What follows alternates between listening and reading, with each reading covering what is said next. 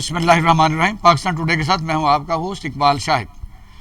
آج ہم بات کریں کہ جہانگیر ترین کے خلاف انکوائری کیا شروع ہوئی کہ ایک بہت بڑا گروپ دن بدن اس کے ارد گرد اکٹھا ہوتا جا رہا ہے.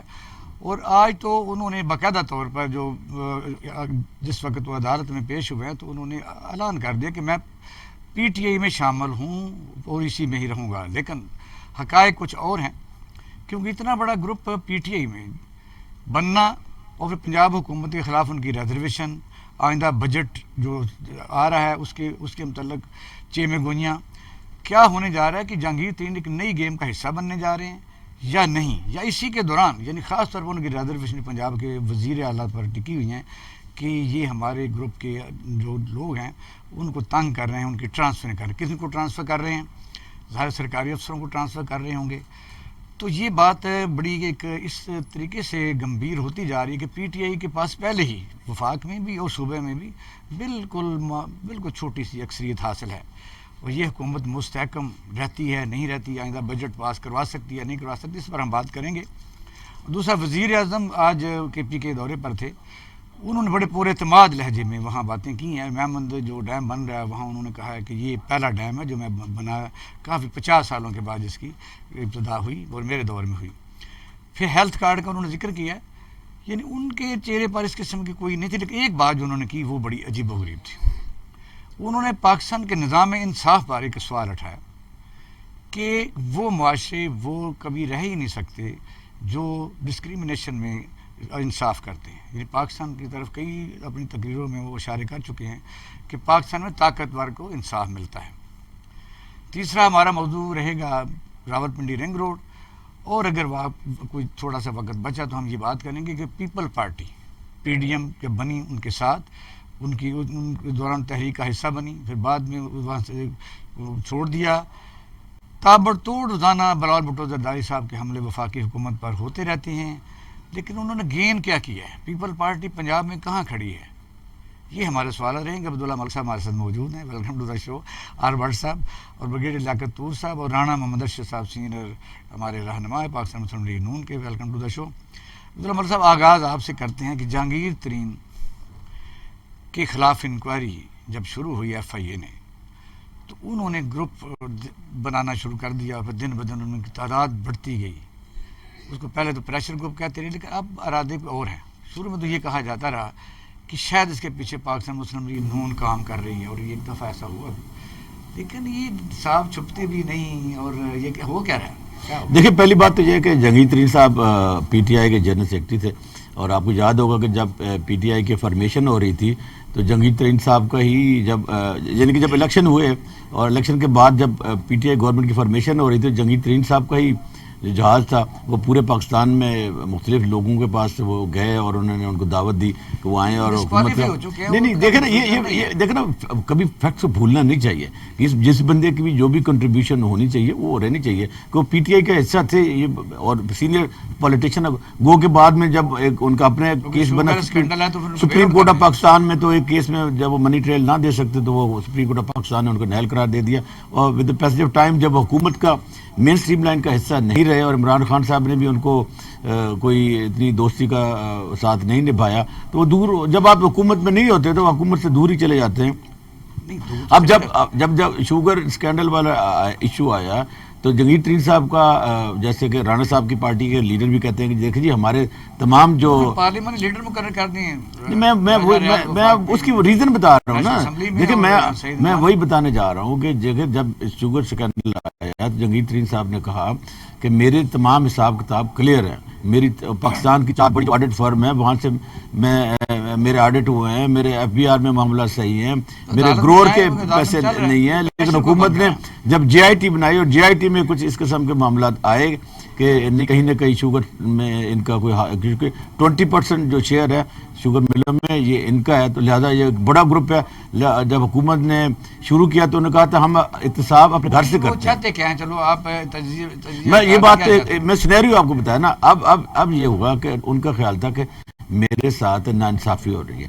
دوسری بات یہ ہے کہ وہ جن لوگوں کو لائے تھے انہوں نے ان کے ساتھ رابطے بنائے, اور وہ جن لوگوں کو وہ پی ٹی آئی کا حصہ بنایا تھا, جس حوالے سے بھی بنایا تھا, اب ان لوگوں کی ڈیمانڈ تھی کہ جناب آپ ہمیں جب پی ٹی آئی میں لے آئے تھے, ہم سے جو وعدے کیے گئے تھے تو وہ پورے ہوتے ہوئے نظر نہیں آ رہے. مسئلہ یہ ہے کہ مائنڈ سیٹ ہے کہ وہ جو پرانا طریقہ کار تھا کہ بے فنڈ لینے ہیں، کرپشن کرنی ہے، سڑکیں اسی طرح کی سب اسٹینڈرڈ بنانی ہے، وہ کام نہیں چلا. دیکھیں سیاست، جب آپ کو یاد ہوگا کہ جب یہ بات ہوئی تھی کہ 50 کروڑ روپے فنڈ دیے جائیں گے تو سپریم کورٹ آف پاکستان میں اور ہائی کورٹ میں بھی یہ بات ہوئی تھی کہ آپ کس کھاتے میں ڈیولپمنٹ فنڈ دیں گے. یہ تو لوکل گورنمنٹ کا ہے اور لوکل گورنمنٹ کے ہیں ہی نہیں، تو آپ ایم پی ایم این اے کو نہیں دے سکتے. اور گورنمنٹ نے یہ اسٹیٹمنٹ دی تھی سپریم کورٹ آف پاکستان میں کہ نہیں، ہم کسی کو یہ فنڈ نہیں دے رہے. یہ ایک سیاسی بیان تھا اس کی بنیاد پر.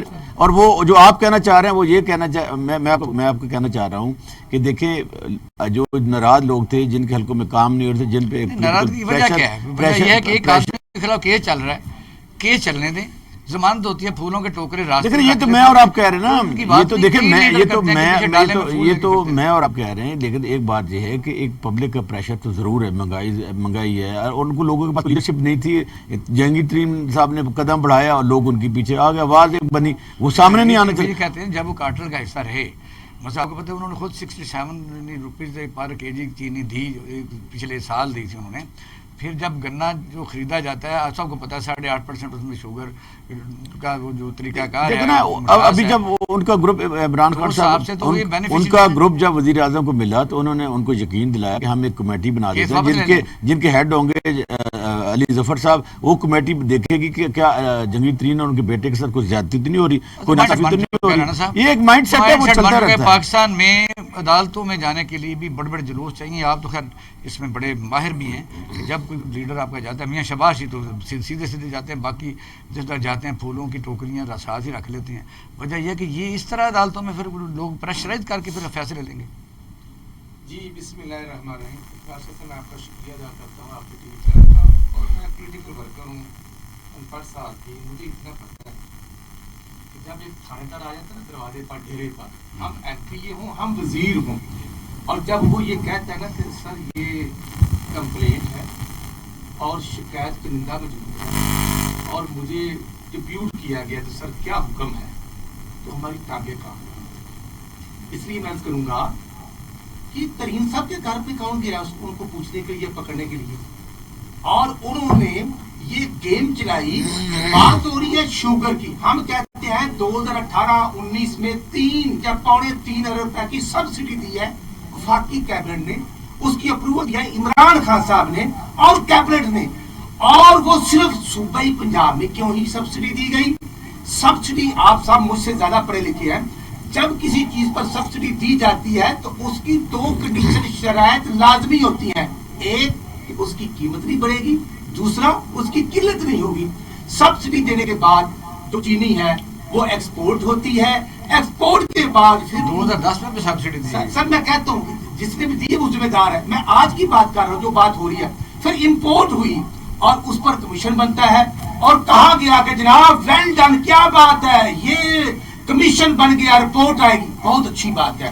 کمیشن کی رپورٹ آنے کے بعد ہوا کیا میرے پاکستانیوں کو شوگر جو میاں نواز شریف صاحب کے دور میں 52 روپے یا 51 روپے کلو مل رہی تھی وہ دی گئی ہے؟ نہیں. آج بھی تمام 2010 میں 120 رہی ہے، 2010 میں 1000 روپے کلو رہی ہو، وہ بھی ذمہ دار ہے اور آج والے بھی ذمہ دار ہیں. آج والے بری زمان نہیں ہو سکتے. اس لیے میں عرض کرنا چاہتا ہوں کہ جو ترین صاحب پر مقدمات درج ہوئے ہیں وہ شوگر میں ریٹ بڑھنے یا شوگر کو خدا نخواستہ ذخیرہ اندوز کرنے کا نہیں ہے. ان پر تو 8-10 سال پرانے مقدمات بنے ہیں. اور پھر آیا اسی طرح مسلم لیگ نون، شہباز شریف صاحب اپوزیشن لیڈر ہیں، 7 ماہ بھی کاٹ کے آئے ہیں. حمزہ شہباز پنجاب میں اپوزیشن 2 سال کاٹ کے آئے ہیں. ہمیں بھی یہ آپشن ہے کہ ہم 10 یا 15 یا 20 ایم پی اے کے ایم این اے لے کر جائیں اور ہمارے لیے کمیٹی بدل دی جائے. آپ دیکھیں نا ڈائریکٹر ایف آئی اے جو انویسٹیگیشن کر رہے تھے ڈاکٹر عثمان غالباً، وہ تبدیل ہوتے ہیں. اور شہزاد اکبر جو تمام معاملات کو دیکھ رہا تھا. اقبال شاہ صاحب آپ کو پتہ ہے کہ شیخ رشید صاحب سدا بہار منسٹر، سدا بہار گورنمنٹ میں رہنے والا نے یہ کہا کہ میں ایف آئی اے میرے انڈر ہے، میں منسٹر انٹیریئر ہوں، لیکن شوگر کو شہزاد اکبر صاحب دیکھ رہے ہیں. تو شہزاد اکبر صاحب کو سائڈ پر کر کے علی ظفر صاحب اچھے وکیل ہیں، ابھی سینیٹر بنے ہیں، ان کو ڈپیوٹ کر دیا گیا. آیا یہ آپشن جو گورنمنٹ نے اپنے ایم این ایز کو دی ترین صاحب کو، یہ آپشن کسی اور پاکستانی کے لیے بھی ہے نہیں، نہ اگر اور طریقے سے سوچا جائے کہ انہوں نے اپنے جہانگیر ترین کو تو اس میں کیس میں انوالو کر کے انویسٹیگیشن ہو رہی ہے، شوگر کے کمیشن کے جو دوسرے ملزم تھے ان کے خلاف ابھی کوئی کاروائی نہیں ہوئی، نہیں مقدمات ہمارے ہوئے ہیں، سب پر ہوئے ہیں، لیکن ایشو یہ ہے کہ ترین صاحب اور جو میں سمجھتا ہوں شاہ محمود قریشی صاحب کی جنگ ہے یا اسد عمر صاحب کی جنگ ہے، یہ بات فواد چونگ نے کی تھی 3 مہینے یا 5 مہینے پہلے. آپ منسٹر بھی رہے ہیں، آپ بتائیے جو گروپ بنتے ہیں ان کا سٹیٹس کیا ہے؟ بس ظاہر ہے انہوں نے اپنا پارلیمنٹ میں عرض کرنا چاہتا ہوں کہ جو پریشر گروپ پارٹیز میں بھی ہوتے ہیں وہ اچھا شگون نہیں ہوتا، اور جب میں سمجھ دھواں اسی وقت نکلتا ہے جب آگ سلگتی ہے، تو کچھ نہ کچھ تو دال میں کالا ہے. بجٹ میں اگر اگینسٹ ووٹ دیتے ہیں یا گورنمنٹ کو مجبور کرتے ہیں کہ ہم ایک سائڈ پر ہیں تو ڈیسیڈ نہیں ہو جائیں گے. نہیں، میں بینگ اے پولیٹیکل ورکر جو میری پولیٹیکل پارٹیز وہ ووٹ پی ٹی آئی کی گورنمنٹ کے اگینسٹ نہیں دیں گے. اچھا، ووٹ نہیں جائے گا، ووٹ ان کو ملے گا، لیکن خان صاحب جو ہیں وہ تھوڑے سے جو کہتے تھے کہ پریشان نہیں ہونا اور کنفیوز نہیں ہونا، گھبرانا نہیں، وہ تھوڑے سے گھبرا گئے ہیں، کیونکہ آج سارا کے جو حکومتی وزراء جو ان کا تانا بانا اور جو پی آئی ڈی جو بیٹھک ہوتی ہے اپوزیشن کو تو گالی نکالنی ہوتی ہے، لیکن ایشو یہ ہے کہ یہ سب کچھ جو ہو رہا ہے یہ نہ ملک کے لیے بہتر ہے نہیں، ہمارے لیے کوئی ہمیں نہیں ضرورت. میں حلفاً یہ بات کرنے کے لیے تیار ہوں، ہمیں پی ٹی آئی کی اندرونی جنگ سے مستفید ہونے کی ضرورت نہیں. ترین صاحب لندن رہے، ہمیں کوئی ضرورت نہیں. یہ کہتے ہیں جو ہوتا ہے وہ نظر نہیں آتا، نظر آتا ہے وہ ہوتا ہی نہیں ہے، وہ ہو نہیں رہا اور ہو رہا تھا.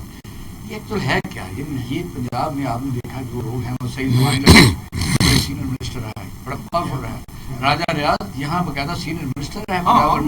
اس کا مائنڈ سیٹ بھی ہے کہ بزدار غریب آدمی تھا، وہ یہاں کا جو سیٹ اپ وہ طریقہ کار جو حکمرانی کے لیے کرتے رہے اپنے علاقے، کوئی ان کے آگے اپنی مرضی کا ایس پی، مرضی کا ڈی ایس پی، یہ بھی طریقہ آ رہا ہے. یہ انسرٹنٹی جو آئی ہے یہ بھی وجہ ہے یا کوئی گیم نظر آتے ہیں؟ یہ تو بالکل وہی بات ہے. عوام کے لیے اس وقت جو بڑے پرابلم، مہنگائی، انصاف کی عدم دستیابی جس کا آج اعتراف آپ نے بتایا کہ وزیر اعظم نے بھی، اور عدالتوں میں دوہرا معیار. ایک گرایا جائے بڑا کام خراب ہوتا جا رہا ہے، ایک گھر کو گرایا جاتا ہے ان کو ریگولرائز کر دیا جاتا ہے. یہ روایت جو ہمارے قانون میں بڑھ گئی ہے اس سے عوام میں مایوسی پھیلے گی، اور نہ صرف مایوسی پھیلے گی بلکہ بے چینی پھیلے گی. ہو سکتا ہے ریئیکشنری بھی ہو، اور اس کے ریئیکشن ہوگا کیونکہ آدمی کو صاف نظر آتا ہے کہ کوئی اصول، کوئی قانون، کوئی آئین نہیں چل رہا. یہاں ویسے لوگ بڑی ہوتے ہیں تو راستے میں ان کو قتل کر دیتے ہیں. تو یہاں امتیازی قانون کی ایک بڑی بدنما شکل ہے قانون کے امتیازی استعمال، اور اس میں ہم سیاسی اپنے مقاصد حاصل کرتے ہیں.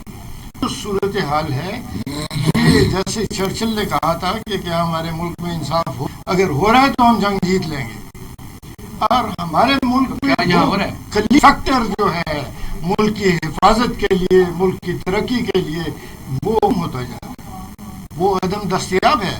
اور یہ کوئی اچھی صورتحال نہیں ہو تو پھر کسی کو نہ حکومت سے کوئی غرض ہو. بالکل، یعنی جو آدمی فراڈیا ہے، جو میجرمنٹ کرپشن کرتا ہے، سزا ملے، چور کو سزا ملے، ڈاکو کو سزا ملے، تو پھر سب سے جو المیہ آپ کے لمحہ فکریہ کے لیے وہ یہ ہے کہ درمیان میں جو انہوں نے یہ جہانگیر کیس پر چل رہا ہے، یہ بتائیے نا کہ کیس چل رہا ہے، کیس کا کچھ سزا نہیں ہوگی اسے، اب انٹرم بیل ہے، تو چیف وکیل کس چیز کی وجہ کیا ہے؟ لیکن ہمارا دیکھا ہے کہ وہ ایف آئی اے جس نے ایف آئی آر درج کی تھی اس نے عدالت میں آ کے کہا کہ غلط انفارمیشن کی بنیاد پر ایف آئی آر درج، اور جس نے ایف آئی آر کی ان انسپیکٹرز کو اور ان آفیسرز کو ابھی تک تو کچھ نہیں کہا گیا.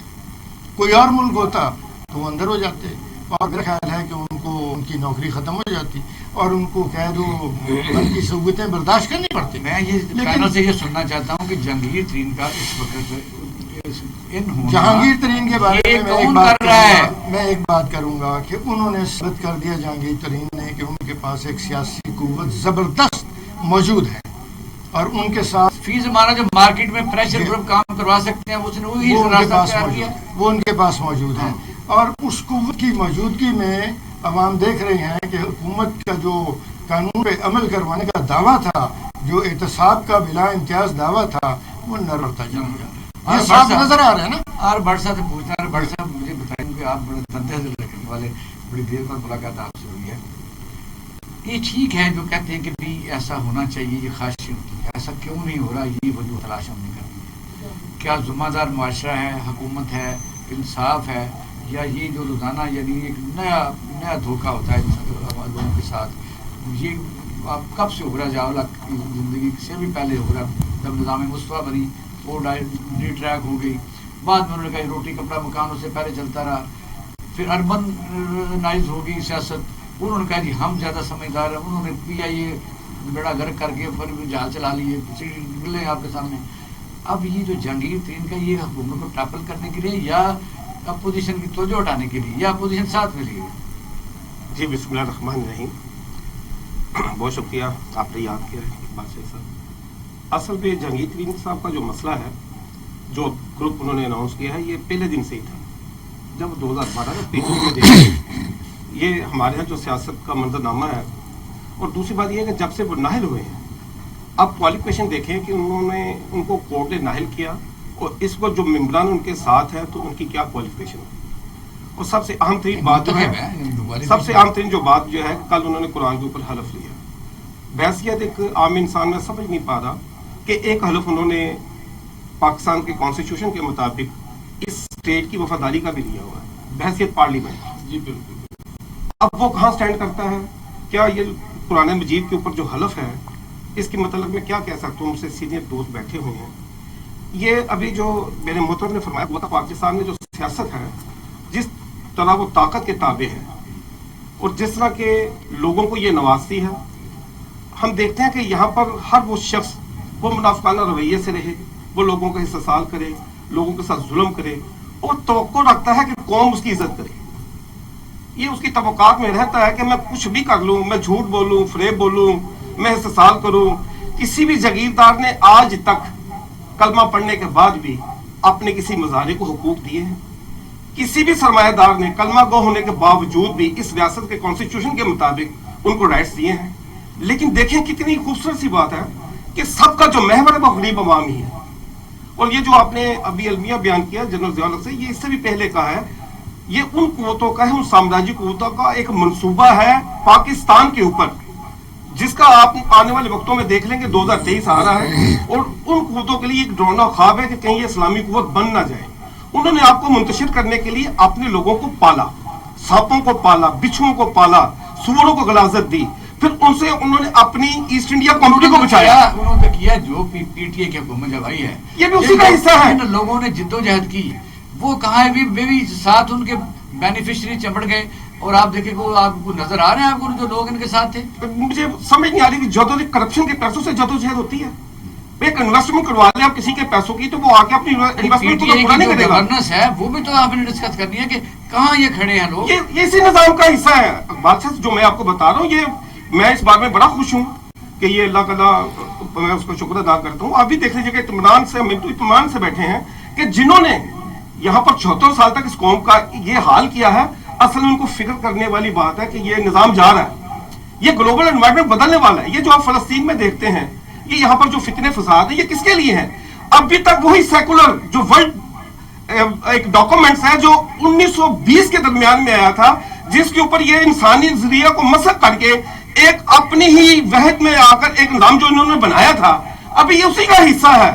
یہ جانے والا ہے. جب یہ جائے گا تو جنہوں نے ظلم کیا ہے, زیادتی کی ہے, جنہوں نے اسٹیٹ کو لوٹا ہے, اور وہ سیاستدان جو منافقانہ رویوں سے رہنما بننا چاہتے ہیں جھوٹ بول کر, نظریے کا پاسدار ہے کون؟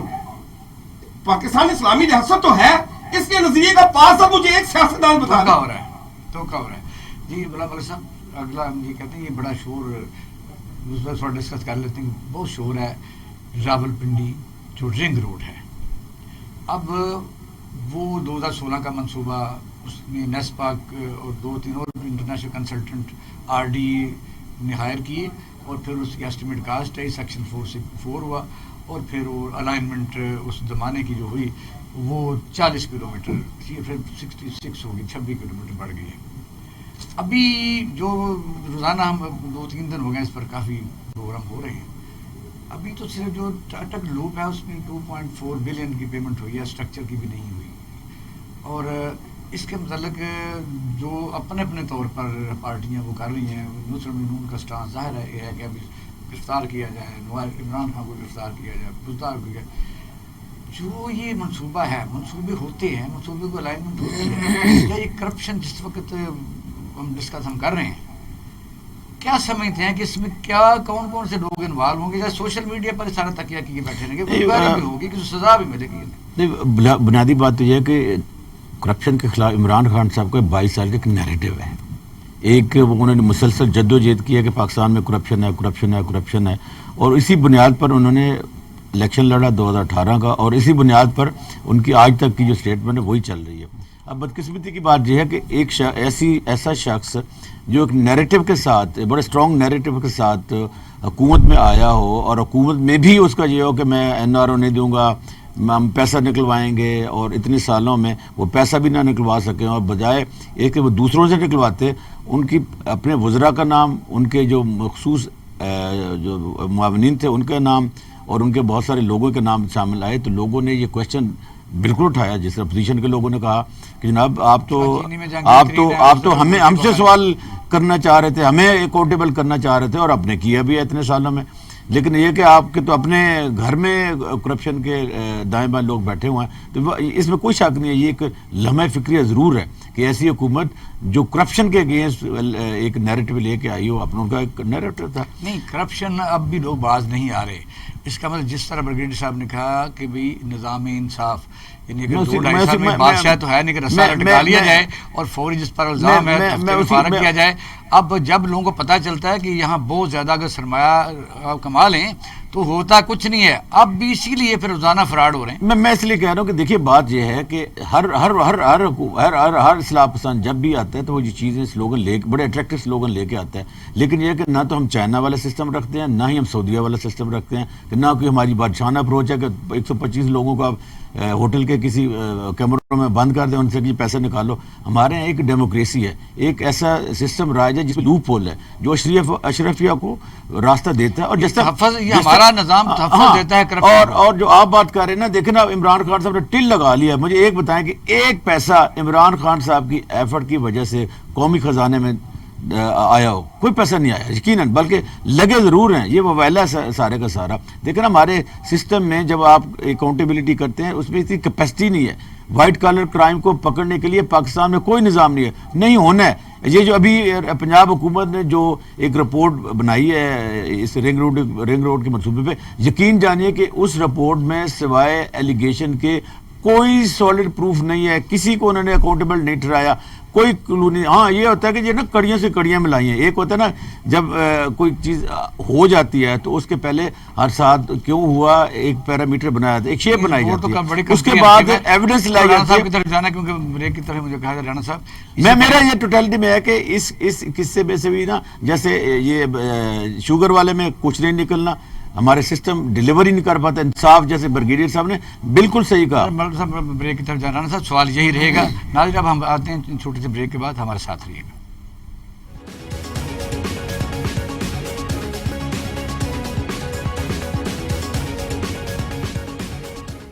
ویلکم بیک، آپ دیکھ رہے ہیں پروگرام پاکستان ٹوڈے۔ رانا صاحب، یہ راولپنڈی رنگ روڈ آپ کے ہتھے چڑھ گیا پاکستان مسلم لیگ نون کے، آپ بے تحاشا رنگ روڈیں بناتے رہے، موٹر وے بناتے رہے، تو آپ نے تو کوئی بھی انکوائری کمیشن بھی نہیں بنایا کہ جو لوگوں کو پتہ ہی چل جائے کہ آپ کیا کرتے رہے، اور خاص طور پر یہ جواب ضرور دینا کہ موٹر وے M2 جو ہے 100 کلومیٹر وہ کہاں سے آپ نے گزاری، وہ کون سا بینیفیشری تھا؟ اقبال شاہ صاحب، میں یہ گزارش کرنا چاہتا ہوں، مجھ سے پہلے جس طرح ملک عبداللہ صاحب، بریگیڈیئر لیاقت طور صاحب اور ماشاءاللہ بٹ صاحب نے بڑی فہم و فراست کے ساتھ آپ کی رہنمائی کے ساتھ قوم کو چیزوں کے متعلق انفارمیشن دی ہے، تو میں صرف عرض یہ کرنا چاہتا ہوں کہ جو موٹر وے لاہور سے اسلام آباد بنا تھا، پہلا موٹر وے تھا، اور جب ہم نے شروع کیا تھا تو پھر ہماری گورنمنٹ چلے گئی تھی، اور جب یہ پروگرام تھا تو پارٹی کی گورنمنٹ آئی، ہوتا رہا، اس کے بعد پھر دوبارہ ہماری گورنمنٹ آئی، तो कंप्लीट हुई।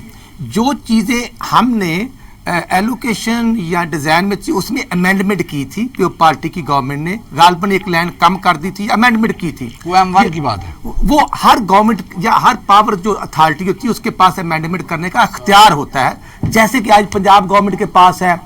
और अगर रिंग रोड लाहौर वाला बनता है तो आपके सामने है कि कौम कितनी मुस्तफीद हो रही है। पिंडी में भी जो आप यकीन करेंगे सिटी एरिया में ट्रैफिक ब्लॉक होती थी आवाम की डिमांड पर, वो हमने उसको प्लान किया और 2016-17 में उसको रखा, 2016 में। और आगे फिर 2017-18 में जैसे भी हमारे हालात आए और आखिर 6 माह हमारे फंड रोक दिए गए थे, जारी ना हुए। लेकिन इशू ये है कि हमने तो इंतजामिया के साथ उसकी एडमिन अप्रूवल हुई थी और वो 40 किलोमीटर थी। अब जब दोबारा मीटिंग होती है तो इमरान खान साहब ने अपनी मीटिंग में चेयर करते हुए उसमें गालबन 26 किलोमीटर का इजाफा किया। अच्छा, 20 किलोमीटर, ठीक। और जब इजाफा हुआ, अगर पहले किसी जगह पर करप्शन थी तो बिल्कुल पकड़ना चाहिए था, फिर 3 साल का इंतजार किस लिए था? वो तो पहले हफ्ते में करप्शन को पकड़ना चाहिए था। वो हमारे किसी मिनिस्टर ने की थी, किसी ऑफिसर ने की थी। लेकिन आज जब वो ताने बाने मिलते हैं तो उसमें तो सरवर खान ने खुद कहा कि जो फैमिली है जिनकी वो हाउसिंग सोसाइटी है, गालबन क्या नाम है उसका, नोवा, वो मेरे 35 साल से तल्लक वाले हैं। मेरा घर पर उनका एक है। वहां का एमएनए जो है वो नहीं ऐसे नहीं, हल्के में, मेरे भी हल्के में सब लोगों के साथ फैमिली टर्म्स नहीं होते। और फिर मिनिस्टर साहब ये करार कर रहे हैं कि जो डिफेंस मिनिस्ट्री ने वो जो एरिया था सिविल एविएशन का, उसने एनओसी दिया। वो एनओसी देने के बाद डिस्ट्रिक्ट एडमिनिस्ट्रेशन को लेटर लिखा तो उन्होंने अप्रूवल दी। ये हमारे दौर में क्यों ना हो गया?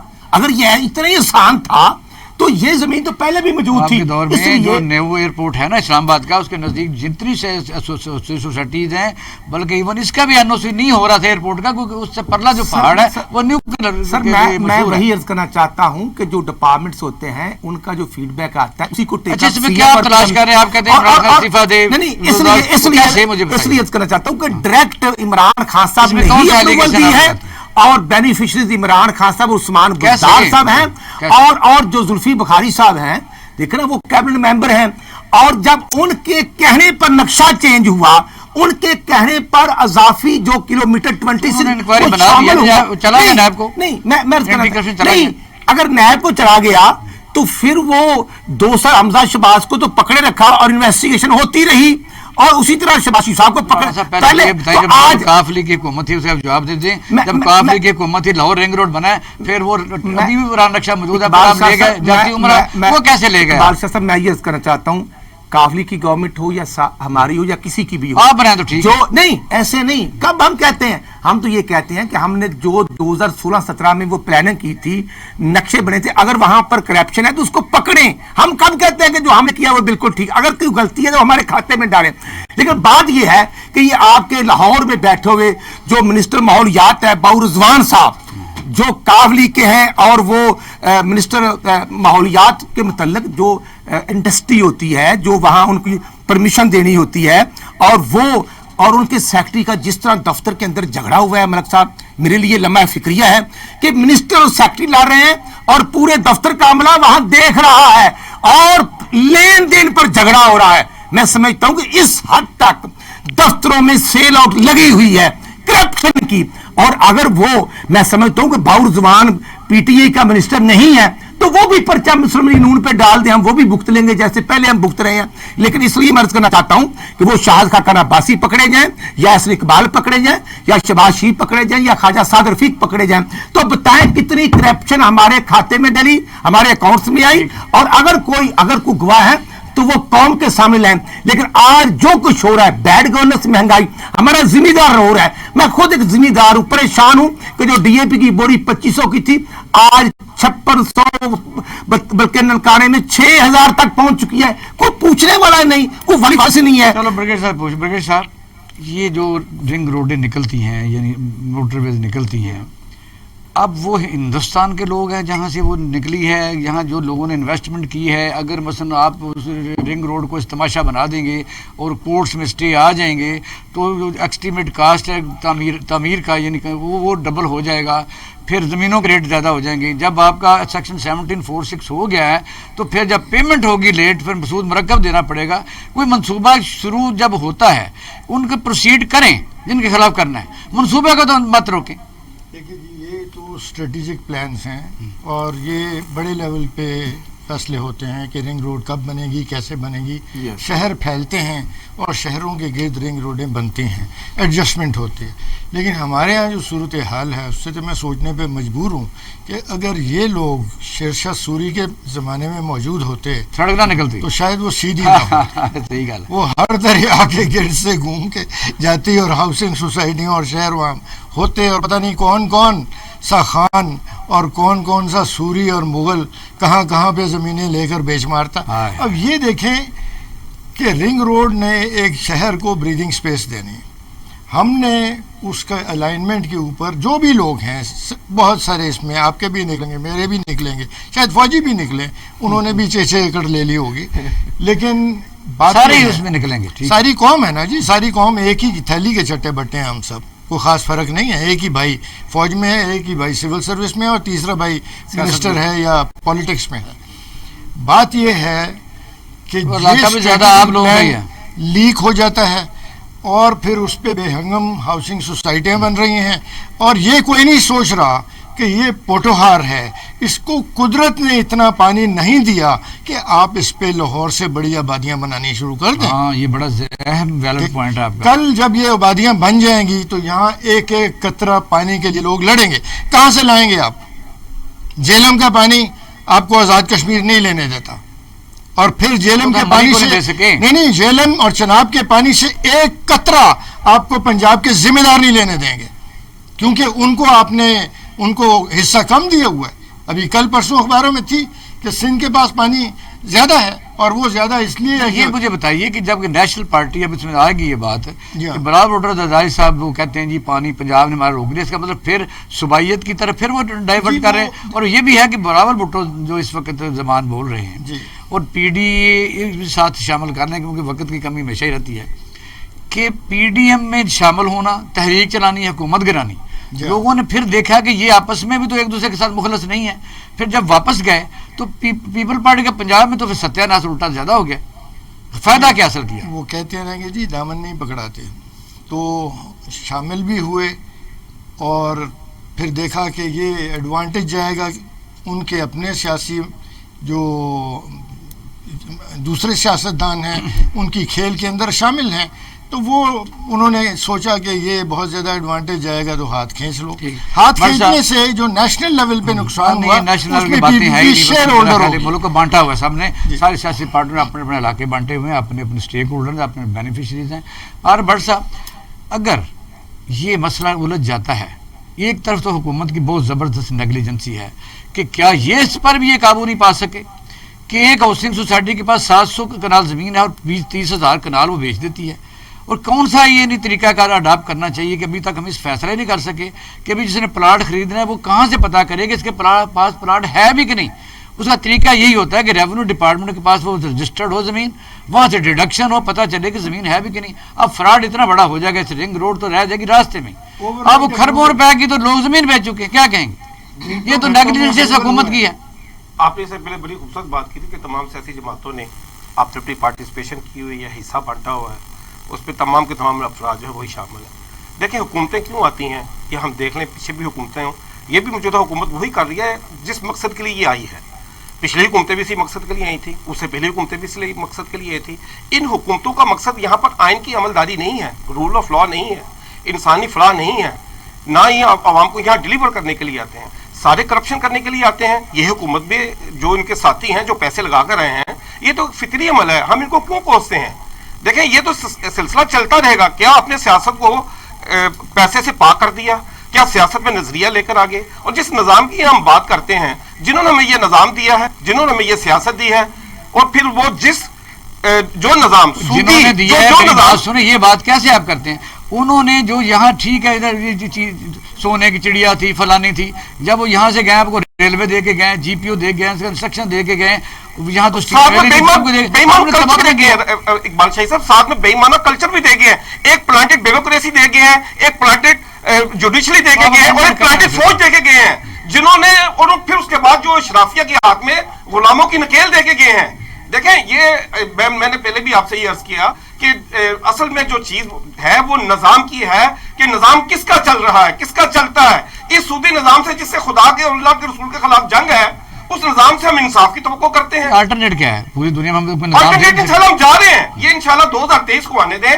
اللہ کے حکم سے جتنی بھی باطل قوتیں وہ بکھرائی ہوئی ہیں اور ان کے جو یہاں پر پلانٹڈ لوگ ہیں جنہوں نے پیسہ کما لیا ان کے لوگوں تو آپ پورا سارا سال دعائیں مانگتے رہتے ہیں کہ ویکسین بھی آپ کو وہ دیتی ہے یہاں اگر ہم بیٹھے ہوئے والے لوگوں نے کچھ کیا نہیں ہے نا انہوں نے اس قابل قوم کو چھوڑا نہیں وہ آئے اس قوم کو منتشر کرنے کے لیے ابھی ہم نے تو شروع نہیں خبر کیا کو پامال کرنے کے لیے آئے تھے اسلامی نظریہ کو ملیا میٹ کرنے کے لیے آئے تھے اور یہاں پر عبداللہ ملک صاحب تھوڑا ٹائم رہ کے بتائیے کہ اب یعنی فلسطین کے متعلق وزیر خارجہ پاکستان ترکی میں ہیں یعنی آپ سب کو پتہ ہے کہ تقریباً 56 یا 57 ملک ہیں مسلمانوں کے اس میں پاکستان کے گلے میں زیادہ ظاہر پریشانی بھی ہے اور ساری قوم بھی بڑی مضطرب ہے. کشمیر ہمارا یعنی مسئلہ ابھی تک اسی طرح ہی ہے 70-75 ہزار جانوں کا نذرانہ پیش کر دوں دہشت گردی کی جنگ میں بوسنیا چیچنیا وہ کہاں ہو. اب جب تک وہ مسلمان ممالک اس کا ساتھ نہیں دیں گے یہ سیریمونیل طریقے ان بیچاروں کا کیا بنے گا ہمارے فلسطینیوں کا. آپ نے پروٹیسٹ میں کیا میں تھوڑا سا ایڈ کر دوں جو پہلی بات ہو رہی تھی نا یہ بالکل بات سب صحیح کر رہے ہیں ہم سارے دوستوں کو یہ دیکھیں سسٹم میں فلاز ہوتے ہیں. مثلاً لاہور میں 261 اللیگل ہاؤسنگ سوسائٹیز ہیں. 2006 میں ریور ایج سوسائٹی بنائی تھی علیم خان صاحب نے نیب میں کیس بھی چل رہا ہے تو ہم نے اس کو کیا بگاڑ لیا اب وہ وزیر بھی ہیں. دیکھیے خواجہ سعد رفیق صاحب وغیرہ کے ساتھ بیچاروں کے ساتھ دونوں بھائی 2 سال جیل کاٹ کے آئے ہیں تو ہم نے ان کو کیا بگاڑ لیا. دیکھیں سسٹم میں فلاز ہیں. آپ انسنٹ لوگوں کو رگڑا لگاتے رہیں گے پولیٹیکل یہ پھر کم ہو جاتا پولیٹیکل وکٹمائزیشن. ان کو این او سی کس نے دی تھا ایل ڈی اے نے ان کو بھی دی ہے. تو کہنے کا مقصد ہے جب سسٹم میں فلاز ہوں گے اور ان کو آپ فل نہیں کریں گے محکموں کی کیپیسٹی بلڈنگ نہیں کریں گے اوور ہالنگ نہیں کریں گے تو یہ چیزیں رہیں گے. اس میں پھر ہم جو قابو آئے گا مخالف آپ کو اس کو رگڑا لگائیں گے اپنے کو آپ وزیر بنا کے بٹھا لیں. تو میرا خیال ہے کہ یہ بڑی ہپوکریسی ہے کہ آج اگر میرے کاغذوں میں جو میں نے تحقیقات کی ہیں جو میں نے ایل ڈی اے سے چیزیں لی ہیں علیم خان کو تو جیل میں ہونا چاہیے تو وہ وزیر بیٹھا ہوا ہمارے اوپر منہ پہ تماچا ہے. ہم جیسے لوگ یہاں بیٹھ کے کرپشن کی باتیں کرتے ہیں لیکن ہم نے علیم خان سے کچھ نہیں بگاڑ لیا کیونکہ وہ حکومت کا حصہ ہے. دوسری بات آ جاتے ہیں دیکھیے بات یہ ہے سب سے کرمنل کرپٹ ہمارے اسلامی ممالک ہیں. او آئی سی نے کیا کر لیا ہے کشمیر میں ہم نے کیا کر لیا اس کی ریزن ہے اس کی ریزن ہے تمام اربوں کے دنیا جہاں کے بینکوں میں انویسٹمنٹ ہیں پیسے پڑے ہوئے ہیں. دیکھیں نا جن کے اپنی ذاتی وابستگیاں ہوں وہ کیا کریں گے. یہ تو وہ ہیں 1973 میں کیا ہوا 1973 میں اردن کے جہازوں میں ہمارے پائلٹ گئے. 1974 میں ہم نے اسلامک سربراہی کانفرنس بھٹو کا انہوں نے کیا انجام کیا. اس لیے اس انجام سے سارے کے سارے ڈرتے ہیں. آج اگر ہم واقعی یو این اے میں گئے ہیں نا سب سے پہلے ہم یو ہی پہ چڑھاتے بھائی سفیر واپس بھیجو. ہم نے ان کو تو نہیں کہا. سب سے زیادہ پروٹیسٹ کہاں ہوا ہم نے بھی کیا سب سے زیادہ پروٹیسٹ ہوئے ہیں یورپ میں انگلینڈ میں. ہمارے کسی اسلامی ملک کو تو توفیق نہیں ہوئی. سب سے کرمنل ہیں. ہم اسرائیل کو کس نے پالا ہے ہم عربوں نے پالا ہے ہم مسلمانوں نے پالا ہے مصر نے نہیں ان کے ساتھ کیا. اس لیے جب تک ہیپوکریسی نہیں آتی خوف خدا نہیں آتا دنیا چلا رہی ہے ہیومن رائٹس کے لیے ہم بیٹھے ہوئے ہیں بس کلمہ کہ بھائی بھائی ہیں. بغیر صاحب آپ ذرا اس میں تھوڑا سا ٹرانسلیٹ کیونکہ آپ کا یہ شعبہ بھی ہے کہ جس طرح افغانستان ہے وہ ہم مثلا سیریمونیل حکومت کہہ لیں یا جو بھی کہہ لیں اس وقت منتخب کہہ لیں کہ اشرف غنی ہے عبداللہ لیکن اصل میں آپ دیکھ رہے ہیں 60% پر تو وہ وار لارڈز ہیں یعنی جو بھی ٹی ٹی پی ہے. اس طرح حماس جو ہے وہ 73 ان کے ممبر ہیں اور جو حکومت کر رہے ہیں وہ محمود عباس کمپنی کر رہی ہے. اور یہ پھر جب وہاں خود ہی نہیں ہے کوئی حکومت کوئی مضبوط نہیں ہے تو اس کی مدد کیسے کی جائے. اس طرح جو ان کا وزیر خارجہ آ ہی نہیں رہا ہمارا وزیر خارجہ پہنچ گیا ترکی فلسطین کا نہیں آیا تو کیسز کا لڑیں ہم. دیکھیے پہلی بات تو یہ سمجھنے کی ضرورت ہے کہ یہ جو کچھ اس وقت فلسطین میں ہو رہا ہے اور اسرائیل کر رہا ہے یہ تسلسل ہے صلیبی جنگوں کا. کس کو گمان ہے کہ صلیبی جنگیں ختم ہو گئیں؟ بش نے جب عراق پہ اٹیک کیا تو لفظ کروسیڈ یوز کیا کہا تھا. اور ایل این بی نے 1917 میں جب فلسطین کو برٹش آرمی نے فتح کیا، ترکوں کو نکالا، تو وہ صلاح الدین ایوبی کی قبر پہ گیا اور اپنی سٹک کین مار کے کہا کہ سلاڈین وی آر ہیئر. تو اس وقت جو اسرائیل کی سپورٹ ہے مغربی دنیا کی طرف سے، یہ صلیبی جنگوں کا تسلسل ہے.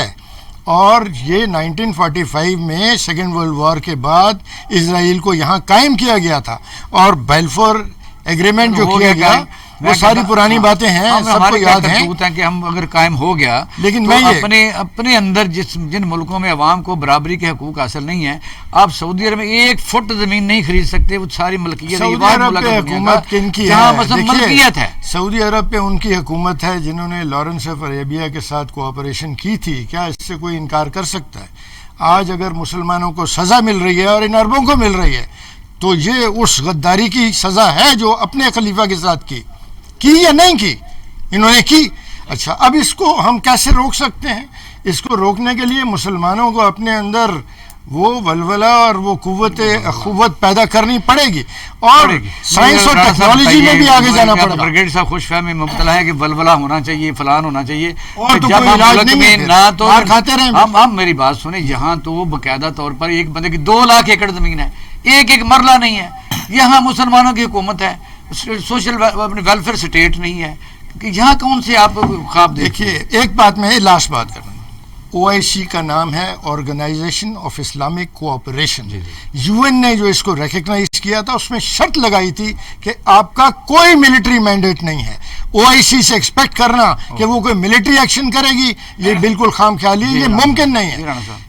صاحب میں یہ عرض کرنا چاہتا ہوں، الحمدللہ ہم اسلامی جمہوریہ پاکستان ہیں، اور اسلام کے نام پہ بننے والی یہ ریاست مدینہ کے بعد پہلا ملک ہے. اور پاکستان الحمدللہ 57 کنٹری میں سے واحد ملک ہے جو ایٹمی طاقت ہے. یہ اللہ تعالیٰ نے دیا. اور بریگیڈیئر صاحب اور سب آپ مجھ سے بہتر سمجھتے ہیں کہ جب پاکستان ایٹمی طاقت بن رہا تھا تو پوری دنیا پاکستان کے خلاف تھی، اور کلنٹن کے 5 فون آئے تھے. اس وقت میاں نواز صاحب وزیر اعظم تھے، اور عسکری قیادت اور پولیٹیکل قیادت اور ملک کی عوام نے مل کر پاکستان کو ایٹمی طاقت بنا. اگر اس وقت نہ ہمت اور جرأت کا مظاہرہ تھا تو پاکستان کبھی ایٹمی طاقت. لہذا مائی پوائنٹ از کہ آج عمران خان صاحب کو اسلامی جمہوریہ پاکستان کا ہی وزیر اعظم بن کر نمائندگی کرنی چاہیے، ڈٹ جانا چاہیے. وہ ڈٹتے نہیں.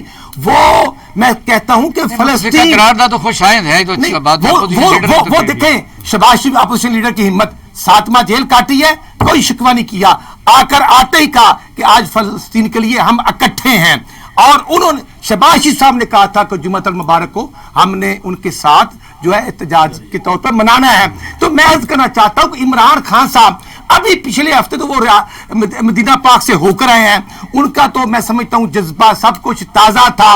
تو پھر وہی جذبہ اگر آ کر وہ کہتے وہ ڈٹ جاتے، اور جو 2019 ستمبر میں جا کر UN میں وعدہ کیا تھا ترکش کے پریزیڈنٹ اور ملیشین پریزیڈنٹ مہاتیر محمد کے ساتھ کہ ہم اسلامک جو ہے وہ ٹی وی چینل بنائیں گے، اگر وہ چینل بن جاتا، اگر ہم سب آپس میں اکٹھے ہوتے، اگر لیڈ کرتے، تو میں سمجھتا ہوں کہ آج فلسطینیوں پر جو ظلم ہو رہا ہے، اور کیونکہ 653 دن تو ہو گیا کشمیر پر ظلم ہوتے، اگر کشمیر کا کیس ہم لڑتے، کشمیریوں کے ساتھ کھڑے ہوتے تو آج فلسطین پر یہ ظلم نہ ہوتا. اس لیے ہم ہمارے حکمرانوں کو بے بسی کا اظہار ہے اور یہ اچھا نہیں ہے. دیکھیے ہمیں ہوچی مین سے سبق لے لینا چاہیے، چھوٹے سے جنرل گیاب سے سبق لے لینا چاہیے. امریکہ کو دوسری جنگ عظیم جیتی ہوئی تھی اور شکست دے دی انہوں نے. ہم کہتے ہیں کہ مجھے یاد آ رہی جو آپ نے کہا تھا، یہ سب کی خواہش ہے کہ ایسا ہونا چاہیے. آپ نے کہا جب کوئی ممبر پنجاب اسمبلی کا، نیشنل اسمبلی کا قرآن پاک پر حلف لیتا ہے تو مجھے بتائیے پھر تقریروں کی کیا ضرورت ہے؟ پھر سیدھے راستے پر کیوں نہیں چلتے؟ جب تک نہیں چلیں گے پھر خواب ہی. دیکھیں جی، قومیں بنتی ہیں غیرت سے، خودداری سے، عزت النفس سے، اپنی حکمت سے، اور اس کے لیے ایمان کی ضرورت ہوتی ہے. جب تک آپ ایمان آپ کے اندر نہیں ہے، بہت نہ شکریہ، آپ کے ٹائم اندر ختم ہو غیرت گیا ہے، نہ ناظرین، آپ نے خودداری ہمارا ہے، نہ پروگرام نفس دیکھا عزت و نفس ہے۔ اور سنا جس طرح اکثر ہم کہتے ہیں کہ آپ بہترین جج ہیں. سفر تو شروع کرنا چاہیے باتوں سے نہیں، یعنی جب تک پاکستانی قوم کوئی اچھے برے کی تمیز نہیں ہوگی، یہ سسٹم کو بدلا نہیں جائے گا، یہاں انصاف کا ایسا نظام نہیں ہوگا جو سب کو برابر انصاف دے سکے، پھر خواب ہی رہے گا. اپنا اور اہل خانہ کا خیال رکھیے گا. پاکستان زندہ باد.